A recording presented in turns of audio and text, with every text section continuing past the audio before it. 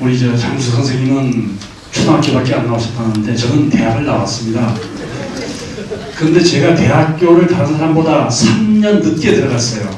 그게 왜 그랬냐면 초등학교 때 제가 병이 많이 걸렸어요. 초등학교를 제가 8년을 다녔습니다. 그 1학년 들어가서 폐결핵에 걸려가지고 학교를 그만두었고요. 5학년 때 또 신장염이 걸려가지고 학교를 휴학했습니다. 근데 그게 알고 보니까 제가 그 6.25 전쟁통에 태어났는데 그때 백성들이 얼마나 권고했습니까? 그래서 제 어머니가 저를 낳고 나서 젖이 안 나와서 애도 울고 어머니도 울었다는 거예요. 그래서 그 후 초등학교 중고등학교 다닐 때도 항상 몸이 아파서 온통 어떻게 하면 내가 좀 안 아플까 이 생각만 했습니다. 그러다 보니까 대학교 진학도 3년이나 늦었습니다. 근데 다행히 그런 청소년 시절에 제가 산과 들을 뛰어다니면서 노는 걸 좋아했습니다. 그래서 운동도 제가 참 좋아해서 공도 열심히 차고 그러다 보니 이제 그 후 20, 30대에는 그런 대로 이제 제 그 체력을 유지를 했습니다.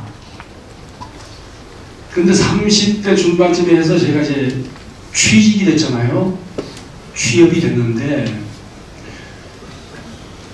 30, 40대쯤 되면 그때부터 직장 생활에서 오는 스트레스에 또 그 일의 하중, 그 다음에 술 먹고 놀고 이러다 보면 몸이 망가지기 시작하죠. 근데 그런 그 아슬아슬한 순간에 제가 1995년에 이 장수석 선생님을 뵙게 됐습니다. 그래서 저는 그때가 제 인생의 이 아주 결정적인 순간이었다고 생각합니다. 그러니까 종래 살던 식으로 그 우리 서양식 사고, 의료, 식생활 이것에 제가 그냥 젖었더라면, 그렇게 장 선생님을 모르고 지났더라면 지금의 제가 아닐 겁니다. 제 또래들은 지금 대부분 혈압, 당뇨약들 이런 거 상용합니다. 늘 매일 먹습니다. 그래서 그때 20년 전에 딱 선생님을 뵙고 그 책을 처음 읽었어요. 민족생활의 이야기라고 정신세계사에서 나온 책인데 그걸 제가 읽고 이 책이 대단히 특이하다. 그러고 있다가 우리 장 선생님을 뵀습니다. 그 장 선생님을 뵙고 그때 청주에서 열린 수련회에 10박 11일 참여를 했습니다.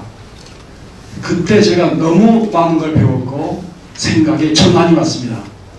그래서 그때 이후로 선생님 책과 선생님이 하시는 대로 제가 생활을 해와서 작년인가 제가 신체검사를 해봤습니다.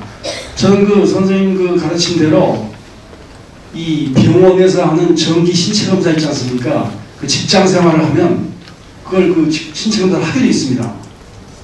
1년에 한 번 하다가 2년에 한 번 하다가 돼 있는데 그 선생님 말 그 신체검사 그런 거 좋은 거 아니다. 엑스레이 찍고 피 뽑고 이거 몸에 좋은 거 아니다.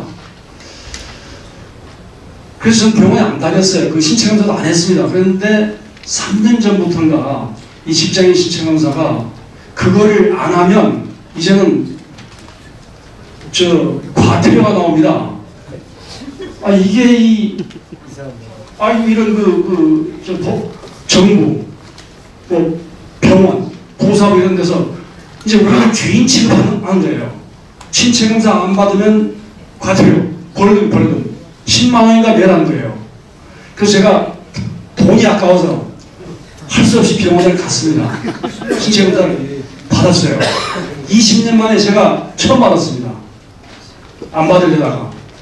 받았는데 모두 건강, 양호로 나왔습니다. 그래서 저는 그동안에 그 종래 그런 생활 방식이나 의료 방식을 제가 취하지 않고 선생님 말씀대로 따랐던 것이 이런 그 좋은 성과가 나왔다고 생각이 됩니다. 예를 들면 저는 실생활에서도 치약, 샴푸 이런 걸 쓰지 않습니다. 그래서 제가 이 머리가 긴데요. 이 머리를 제가 비누나 샴푸로 감지 않습니다. 뭘로 감는지 혹시 초점이 되시는 분 계십니까?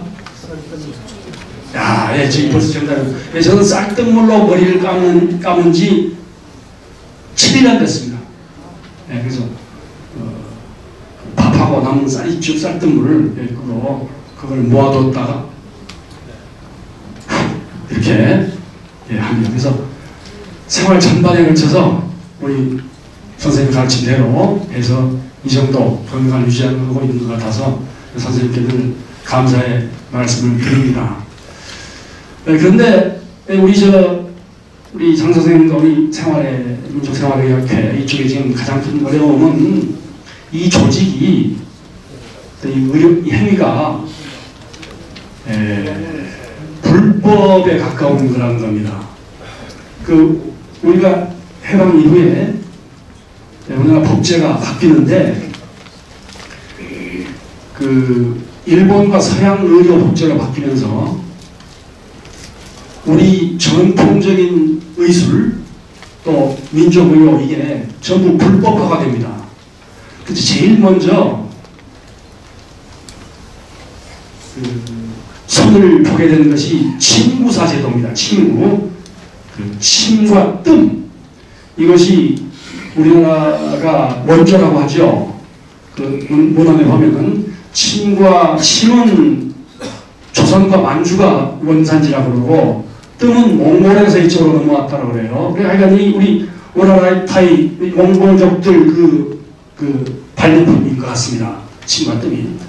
그래서 일제시대 때도 일본 사람들이 침과 뜸을 좋아해가지고 일제시대 때 한국에 조선 침구사협회 이런 게 있으면 그 회장을 일본 사람들이 했습니다. 굉장히 좋아했어요. 근데 해방 후에도 그게 유지가 되다가 1961년 5.16 쿠데타가 나면서 이게 침사구사 제도가 폐지되고 이게 한의사 업무로 독점이 됩니다. 그래서 그때 침사 의사들이 격렬히 저항을 했는데 결국은 부활되지 않고 이 제도가 지금 없어진 거죠. 침사구사가. 그래서 우리 전통이 이렇게 이제 죽어가는 거죠. 그래서 그것을 필두로 우리의 전통의학은 이제 죽기 시작하고 서구 의료 시스템이 뿌리를 내리고 물론 서구 의료 시스템도 장점이 많이 있죠. 그런데 공생공영을 하지 않고 이걸 불법화해가지고 우리 현재 의료법에 보면은 의료 행위를 할 수 있는 사람이 5사람으로 딱 정해져 있지 않습니까? 의사, 치과의사, 한의사, 조산사, 간호사. 이 외의 사람들은 의료 행위를 못하게 되어 있습니다. 그래서 민간인들이 침과 뜸을 잘 놓는다. 이거 불법이죠. 그리고 무슨 약재를 가지고 치료를 한다. 이것도 불법이 되기 딱 쉽상입니다. 그래서 우리 장 선생님이나 김남수 선생 같은 분들이 그런 곤욕을 당하고 있는데 이거는 외국, 미국이나 이런 데서 침, 뜸 이런 걸 좋아하는 그 상황에 비하면 완전히 거꾸로 가고 있는 거죠.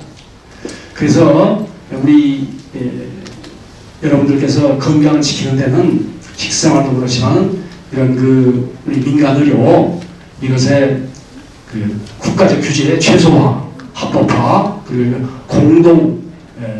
공생공유 이것이 참으로 중요하다고 생각이 됩니다. 그런데 이런 우리나라의 문화가 이런 식으로 쇠퇴되고 있는 과정에는 우리나라의 어떤 정치 상황, 경제 상황도 굉장히 관계가 있다고 봅니다. 우리 나라가 세상이 깨끗해져야 합니다. 그러지 않으면 우리끼리 모여서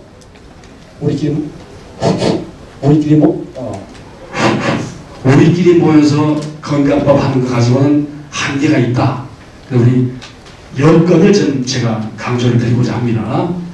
제가 4년 전에 부탄이라는 나라가 있습니다. 히말라야에. 제가 부탄에 한 보름 가서 이것저것 보고 왔는데, 부탄이라는 나라는 사람들이 얘기하기를 국민들 행복도가 굉장히 높은 나라라고 하죠. 그래서 제가 가서 거기는 대학교가 3개밖에 없습니다. 1인당 소득이 한 2,700달러 정도 되고. 그래서 대학 나온 어떤 사람에게 물어봤어요. 당신 나라 사람들이 정신적, 육체적으로 행복 그리고 건강하다는데 사실이냐 그랬더니 그렇대요. 근데 뭐 행색이나 이런 건 그냥 꾀지지합니다. 사람들이. 또 추운 데고 그래서 행복하래요. 그래서 내가 물었죠. 자연 환경이 좋고 또 당신들 불신이 깊어서 그러냐 그랬더니 그거는 부차적인 것이고 우리는 전쟁과 침략이 없다. 그래서 우리 행복하다. 건강하다는 거예요. 그래서 저는 우리가 외국이 강요하는 문화 제도 이런 것들에서 우리가 벗어나지 않으면 건강하지 못하다고 볼 때 우리가 우리 민족의 화해, 평화, 통일 이거를 우리가 계속 추진해 나가지 않으면 이런 식으로 어떤 전쟁 그리고 그걸 빙자한 탄압 이런 데 우리가 스트레스를 받다 보면 절대로 건강해질 수 없다고 봅니다. 그래서 예컨대 암의 치료도 마음 치료라고 하지 않습니까? 마음이 불안하고 스트레스가 많으면 면역력은 떨어지게 돼 있고 그것이 온갖 병의 근원이 된다고 봅니다. 그래서 우리 사회 민주화 또 한반도의 평화 이거를 우리가 해야 합니다. 우리나라 현행 헌법에도 보면은 헌법 전문에 유구한 역사와 전통이 빛나는 대한국민은 조국의 평화적 통일과 민주화라는 2대 과업에 입각하여 이렇게 되어 있습니다. 그래서 우리 국민의 모든 국민의 과업이 평화, 통일과 민주화라고 되어 있습니다. 그래서 그런 뜻에서 여러분들 관심을 가져주시기 바라고, 그리고 이 민주화라는 것은 정치 민주화도 포함이 되지만 실질적 민주화, 이거는 다른 말로 경제 민주화라고 합니다. 경제적 빈부차, 편차 이런 것을 해소하지 않으면 역시 건강 회복이 어렵습니다.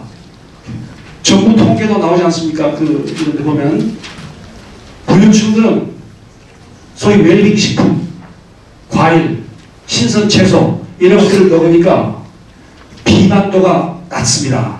근데 없는 사람들은 라면, 햄버거 이걸 먹어야 되지 않습니까? 비만도가 높죠. 그렇게 되면 그게 10,000명의 똑같은 통계가 나오는 겁니다. 그래서 불평등 이런 것들을 해소하도록 같이 노력을 하기를 바랍니다. 그래서 저는 오늘 이 출범을 제가 진심으로 축하드리면서 또 동참을 하면서 우리 민족생활의학의 합법화, 활성화 이것이 우리의 첫째 과제가 되어야 되고, 두 번째로 우리 반도, 우리 평화 통일 분위기의 조성, 민주화, 그리고 경제적 차별의 해소 이런 것들이 여러분들의 건강, 행복, 장수의 조건이 된다.